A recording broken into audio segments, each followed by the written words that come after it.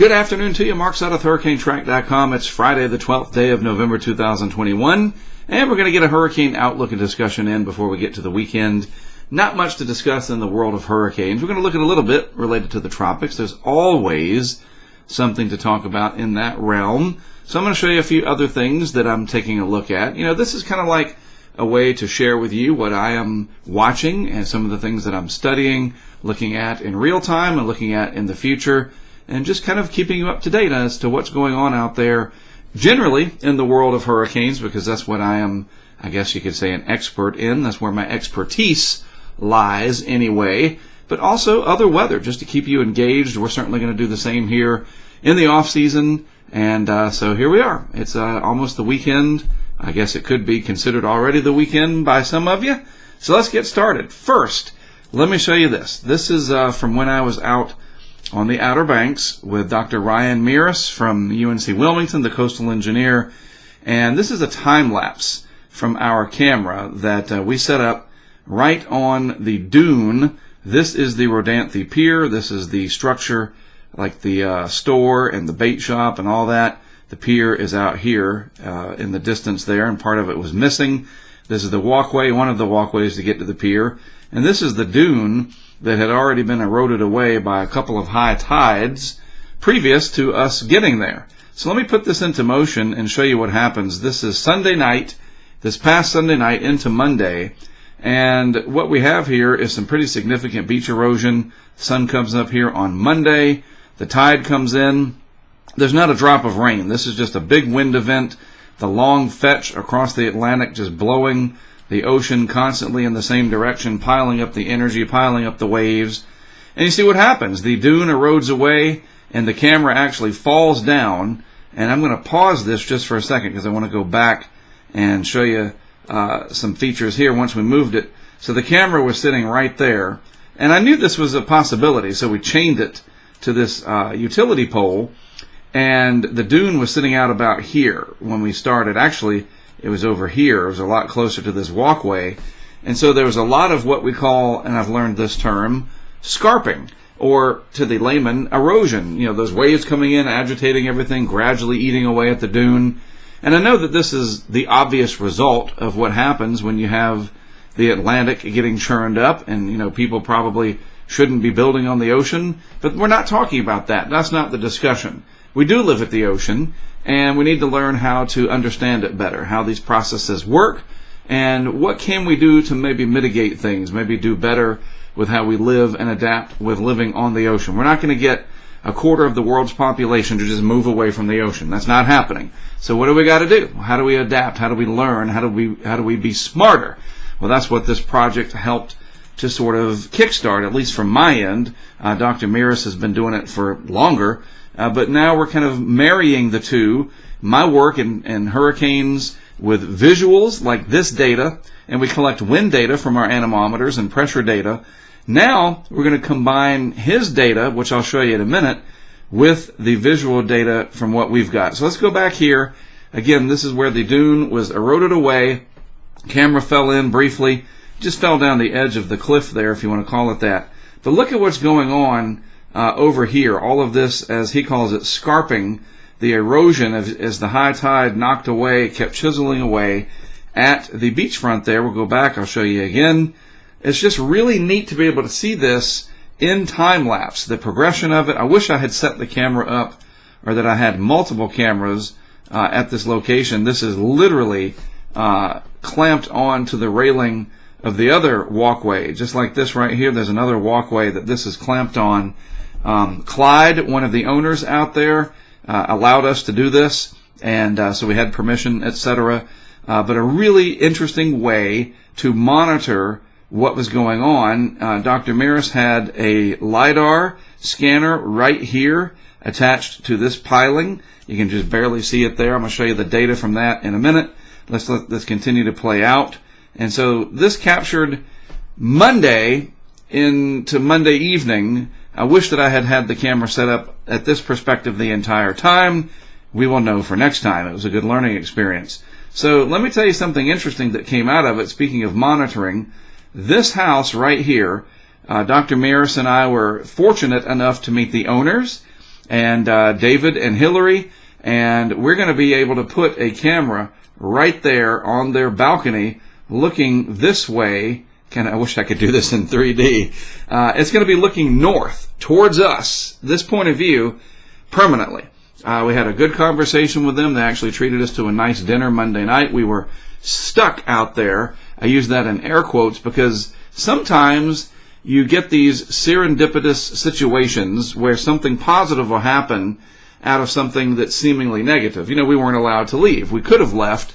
I've got a 4-wheel drive vehicle, but DOT, Dare County Sheriff, etc., they said, nope, not happening. And that's fine. We made the best of it by meeting some people that are into what we're doing. They watched us. They talked to us. They saw us out there with all this equipment. So this is really important.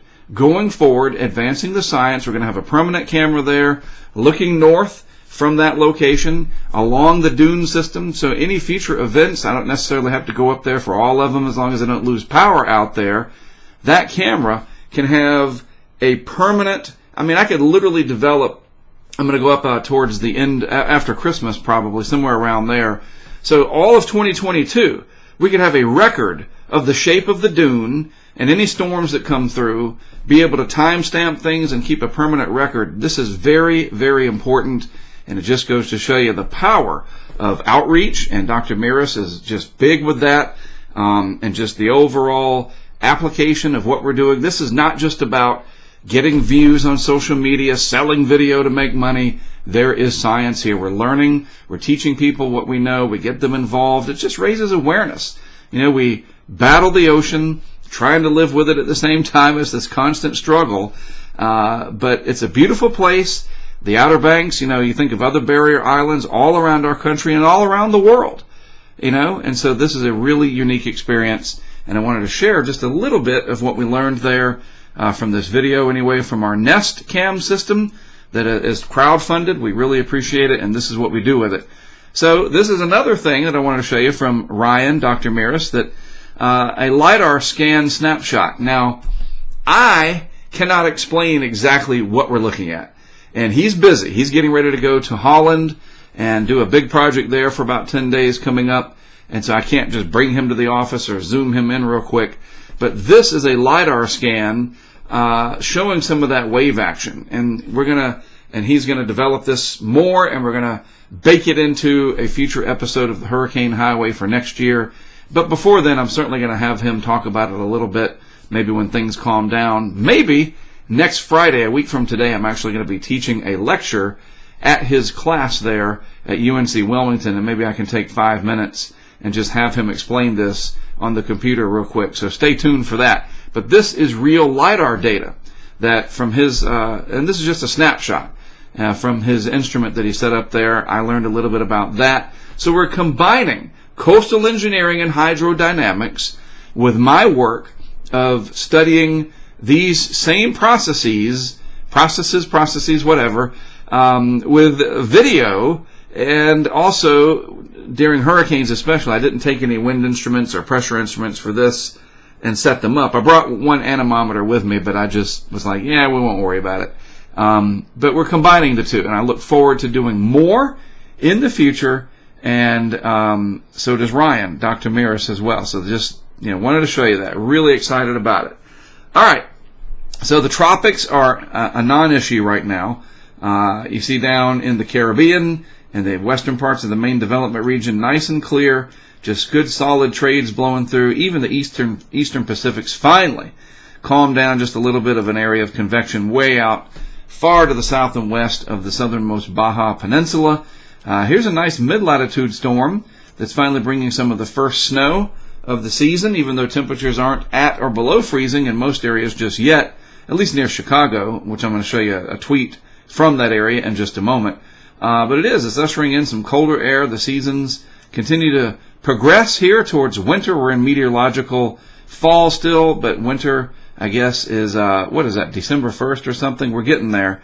Some snow cover over the Rockies that you can see there. Limited snow cover still sitting in parts of the Sierra, and that I think is White Sands, New Mexico, always there. But yeah, generally a benign pattern for the most part in terms of any major problems on a large scale.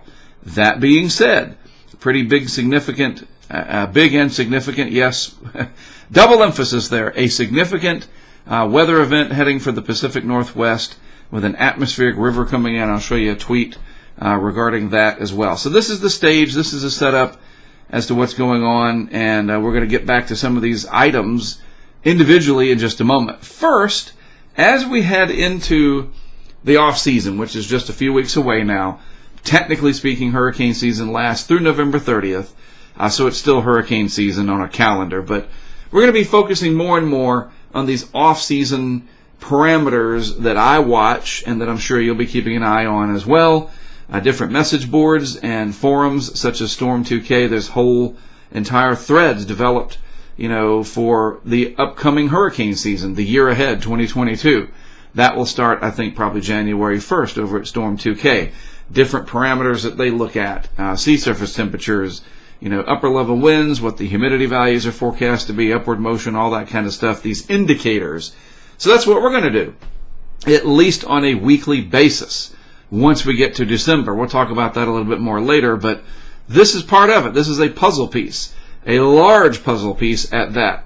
And what is this? In case you're brand new or you hadn't seen this in a while, this would be the sea surface temperature anomalies map for yesterday. It's always a day behind, and it's based on a particular data set, and this is part of what we call the NOAA Coral Reef Watch. Warm water temperatures, anomalies cause coral bleaching. That's a whole other discipline that I don't know a lot about, but this is important. Water temperatures, the departures from average, are very important in terms of how the Earth behaves with its climate in the long term and the weather in the short term. This is like a big air conditioning going off. The cold anomalies, that's what the blues represent here, departures from the average on the cold side. That is the La Nina that is currently in place. Most of the Pacific, north and south of the equator, is colder than average here. And you can clearly see that. There's no skewing it. There's no, well, maybe, no confirmation bias. You can skew data to make it show whatever you want. This is objective. This is satellite derived. Generally, might be some buoy data. I don't know the precise way they do this, but the bottom line, you can depend on this. And it is a very glaring signal that the Pacific as a whole is colder than average pretty much everywhere along the eastern part of the Pacific. Then you juxtapose that, contrast it to the Atlantic, where everything is warmer. Almost everything. Warmer than average. And in some areas like the Northwest Atlantic, significantly warmer than the long-term average. And remember, thermodynamics. Heat is energy. And the ocean stores that heat, which is stored energy, and the more of it you store, the more of it is available for storms to take advantage of should they develop. As we saw with October, just because you have warm water does not mean you have to have hurricanes. Hurricanes are a great way for nature to regulate the temperature on the planet. They are a process, a result of the buildup of heat in the tropics generally. But sometimes they don't occur, and the heat stays in the ocean. And it just gradually dissipates over time as the seasons progress. And sometimes you get these big storms that come along and take advantage of that heat in a different way than hurricanes do.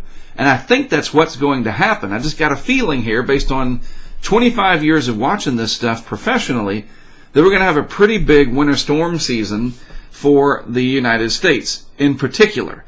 All right? And part of that reasoning is the warm Gulf. Generally speaking, it's warmer than average. And the very warm Northwest Atlantic, that I believe will see an active storm track, and the available heat and moisture coming out of the Gulf especially should generate a few of these storm systems. I think they're the Miller A that come across and go up. This is a different type of winter storm track. And you're going to get the Miller Bs, I think I've got it right, that cut across maybe this way. It's just a different way that these storms develop. And the warm water will sort of be, remember that Meineke commercial, Meineke mufflers, pay me now or pay me later? I think that was a slogan they had sometime when I was a kid maybe. So we didn't get a hurricane outbreak in the Atlantic or Caribbean in October. And as I said recently, we had that one big coastal storm at the end of October that knocked out power in eastern Massachusetts that led to Wanda. And then we had this recent one that I was out on the Outer Banks for that almost led to subtropical storm Adria.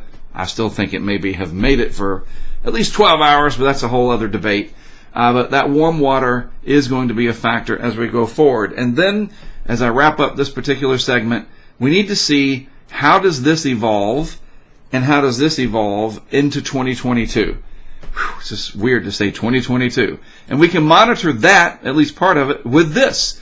Every day, this gets updated. And, you want to talk about that expression, a watched pot never boils. This is it. This is the pot. And we're not going to look at it every day, but maybe once a week or twice a month or something. This is the ENSO, the El Nino Southern Oscillation plume of different members of ensembles, etc. It's a forecast. And the blues in here, right in here, these little blue guys, those are the latest forecast members. The reds are the earlier ones. And this gets adjusted every single day. And this is the CFS V2, the CFS Climate Forecast System version 2. For the Nino 3.4 region, it's a particular area of the Pacific. And right now, this is where we are. This is where it's forecast to go, almost approaching -2 Celsius. It's close.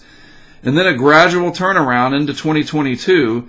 By July, the CFS V2 indicating warm neutral conditions, which I find to be very interesting. We need to see how this progresses, because I think that these strong La Niñas are as impactful as a strong El Nino at sort of sending a cattle prod to the overall weather pattern.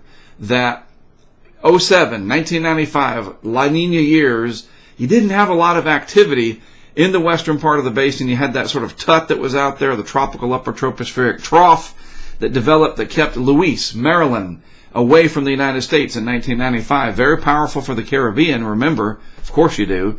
And kind of the same thing in 07. We had Dean and Felix early that were major hurricanes, Cat 5s, right? Maybe both of them, if memory serves. And they impacted, Central America. And then that was it. We had Umberto that snuck up in the Gulf there like a 24-hour gotcha, kind of like Nicholas this year. So I think that these La Niñas, when they come on real fast like the one this year, kind of send a shock to the system.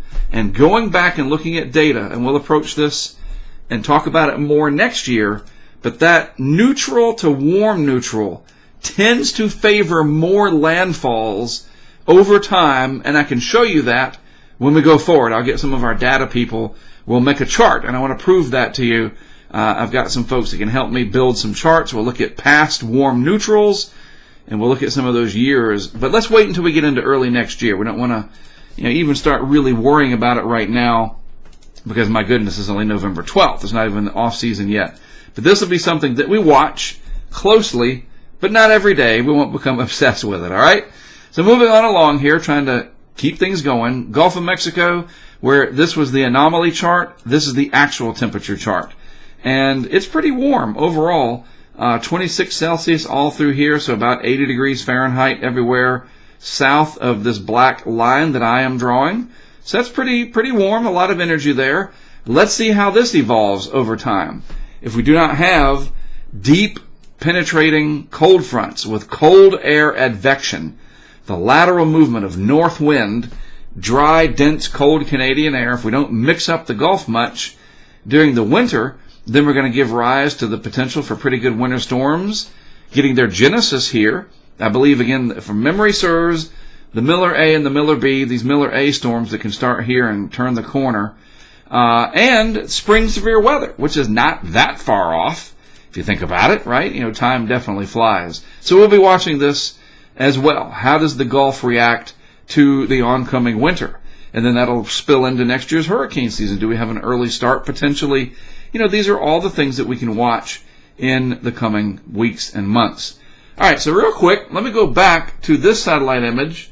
Isn't this neat? There's the mid-latitude storm on the True Color satellite animation, and this is what the GFS looks like. The analysis from today, and this is the 12Z run, and there's that same storm system. I just think it's neat that the numeric model almost identically matches what it looks like in reality. Pretty cool that people have been able to figure all of that out. With all of our shortcomings as the human race, we do have some pretty good magical moments. So let's move this out into time. See, I'm always the optimist, right? Today, the storm system moving through, colder air coming in on the backside of that northwest flow.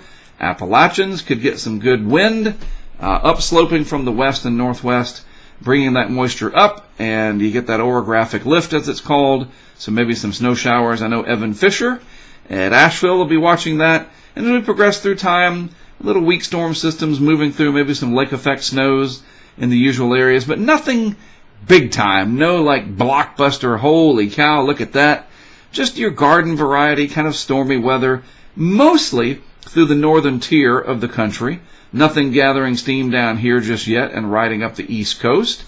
That's coming, though. I know we're going to have more of those as we move forward. So this is out at about a week, and we'll stop there with bigger weather features in the lower 48 weather segment, or whatever we want to call this. I will show out to about a week. That's pretty good. You don't get any, you don't lock in on any details at days 4, 5, and 6 or whatever, 7. But it gives you a good idea of the overall pattern. Where do these large chunks of air go? These big high-pressure areas coming out of Canada, are they digging down in the nation's midsection? Does something come down over the west coast? Troughs, ridges, those kinds of things. Those are large weather puzzle pieces that we can watch. Now let me go back and see where we are today. We do have this little bit, like I said, of this atmospheric river coming into the Pacific Northwest, where it's been really stormy as of late, and that is bringing some inclement weather to that region. Mesoscale discussion here from the Weather Prediction Center related to this atmospheric river moving into the area, poised to bring lots of rain and snow in the higher elevations. Some of the rivers out there are close to flood stage, so pay attention to that. They're tagging folks using the hashtags Washington and Oregon weather. Yep, that's part of our, even though it's not the megalopolis of Philadelphia, New York, Boston, it's Seattle and vicinity. Washington, Oregon, people live there, it matters, so I wanted to point it out to you. All right, so looking at the temperatures, this is another pretty good puzzle piece that we can look at over time. Colder than average over the next several days in the east, warmer than average out west, and you can just generally surmise there's a ridge out here and a trough over here. That's pretty basic, and an easy way to visualize this. As we go through time, things move along. The Earth is constantly, the heat balance is always in flux. And so we move this out to about a week. It warms up again in the east as everything progresses.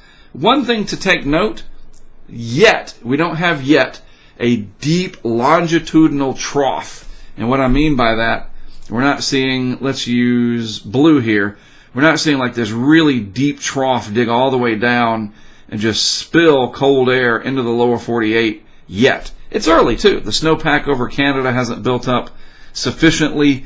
That's a process. Just like the Atlantic when we watch it during the hurricane season. The waters have to warm, the stage has to be set and dressed and ready to go, and we're not quite there yet. And that's fine. Winter weather can be exciting, but it can also be dangerous.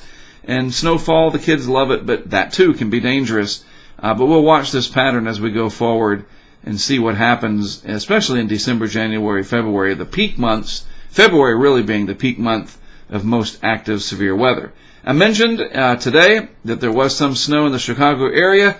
This is from my good friend Tom Lee, works for the Weather Channel, and he's enjoying some time off up in the Wrigley Field area, right? That's Wrigley in the background, I do believe. And there you go. See, some snowfall. Not very cold up there, mid to upper 30s maybe. And I know you might be saying, well, how can you get snow if it's not 32 degrees? My kids ask me that all the time.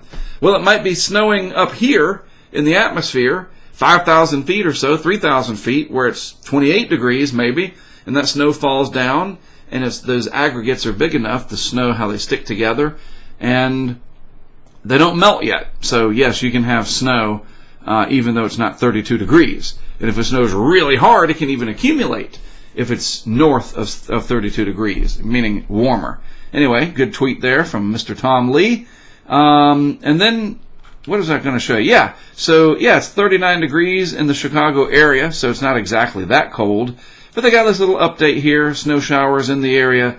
No big deal through 6 o'clock today. Kind of blustery out there. As the meme says, winter is coming. All right, another look at the map here. Just wanted to show you this. Mixed precip over here. I love these graphics that they don't look all fancy and ridiculous, like overdone. These are very simple to understand. That's your mixed precip in sort of the purple area. more solid snow where the air temperatures and the profile is colder to support it. Back to the west of the low, and nice and warm over here in the warm sector, still in my neck of the woods. And then this weekend it drops off and gets colder, and there's the atmospheric river doing its thing with moisture, storminess, rain, and flooding, etc. in the Pacific Northwest. All right, ending everything. I talked about this recently. It's moving along very well. We're past the bike. I don't know if you had, like, what is he showing that for? We're doing this crowdfunding of a vehicle. I used to have this nice Chevy Tahoe that was in operation for many, many years. You might remember any of the videos you've ever seen, especially in the past, up to 2018 anyway. It looked like something from Ghostbusters. People used to say that all the time. And it stopped becoming feasible to keep it maintained in early 2018. It was very expensive. It had over 500,000 miles. Most of those miles tracking down weather, hurricanes. We don't chase hurricanes, but whatever.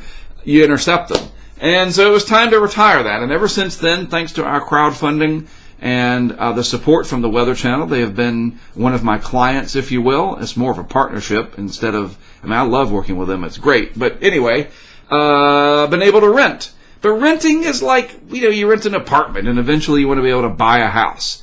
Well, I'm not quite ready to buy a vehicle because, we're kind of in that in-between stage. So I want to lease something. I think that's the smartest way to go. And at least I'll have something on hand that we can call our own. And so I've turned it over to the people. And so far, the crowdfunding of a down payment, yes, sure. If someone said, hey, look, here's a huge chunk of money, go buy a vehicle. Of course I would do it. And it would be great. But that's not necessarily the goal. I want to be able to say, we did this together. It's your project. You're funding it. The people on Patreon especially. But this is open to anybody beyond Patreon. And we've moved past a mountain bike. We've raised enough money to get past that. Could probably get a compact car. But I want to keep on going. And so I'm going to keep this running for a while. The goal may be a Tundra, a Sierra, who knows, maybe a Ford F-150. A lot of options out there. Sure, again, somebody put something big time. We could get something like that. But, these are just fun little ideas. You can be involved. It is crowd-funded. The crowd part is so important. Every dollar counts. It's just like you hear on those radio commercials and TV commercials that say, every dollar matters. And people have been very generous to date. Now, it's November. And so I'm a little bit handicapped that we're not at the height of the season where my videos are getting thousands of views every day. And so it's a little bit more difficult. Maybe I should have thought of this during Ida. But I didn't want to spring this on people right as something was happening. There's a balance here. I try to be careful. But the people that are behind what I do, they are passionate about it. And they would hate for me to say, I could have asked you guys to help me with a vehicle, but I didn't because I just didn't want to bother you. People want to be bothered. They are in the position to help. They want to. Not everybody can. Look, I get that. But not asking when people are willing is sort of a wasted opportunity here. So I'm making it available. Anybody outside of our Patreon family, it does not matter. If you want to contribute, and a couple of people have done that recently, you're watching probably, you know who you are, and I thank you. Everybody that donates is going to get their name on the vehicle with this little graphic that I design. And you can read about this whole project right here. How are we going to do it? We can do it through PayPal, Venmo. You can email me if you want to send a check or a money order. I was going to go for about 2 weeks, but I think I'm going to continue through the end of November. Hurricane season will be over. And again, I will recognize every person that helps out. I'm going to make this nice little graphic that'll be on the back of this vehicle that'll say something like, this vehicle is part of a hurricane and weather research program that is proudly crowdfunded by the following people. And just list your names, everybody. Whether you've donated $1,000 or $10, everybody will be treated equal because you were all part of that word crowd, of crowdfunding. So like I did recently, I'll put the link to that post from Patreon in the description of today's video if you would like to be a part of it. It'll be your project, your vehicle. I will be the one that'll drive it to get us to where we're going to show you more of this kind of stuff and to help Dr. Maris and me do this kind of stuff. Yep, we need to be able to have something reliable, dependable, and that is the project that we're working on, the campaign that we're doing going forward. All right? All right, well, that is it from me. I'm not going to be around this weekend. I'm going to do some traveling with the family. And then I might, believe it or not, be going down to Florida because I am a witness in the Hurricane Michael trial. And I know you're going, wait a minute, what is this? Yes, I've been called to testify because of my video from Mexico Beach. That's all I can say about it. As you can imagine, I am actually helping the plaintiff, in this case, the homeowner, against an insurance company. So we'll have to see how that works out. I actually call the attorney in just a minute. So I may be gone for a few days next week. My first time ever on the witness stand. I'll have to shave and wear nice clothes, of course. And they're going to show the video, the famous video there from Mexico Beach. And that's all I can say, as you can imagine. Maybe later on I can tell you more. So wish me luck. I've never done that before. It'll be interesting. But anyway, I won't be around the next few days. And once I get back, or if I am down there a few days, I'll bring the laptop and we'll do an update from the hotel there in Panama City. All right? That's an interesting way to end the update, isn't it? Like, whoa, really? Yes, really. Testifying in the courtroom because video is data. How about that? You guys have a great weekend. As always, thanks for tuning in and giving me a part of your day. It's awesome. I appreciate you being on your side of the screen. I'm Mark Sudduth, HurricaneTrack.com. We'll talk again at some point next week.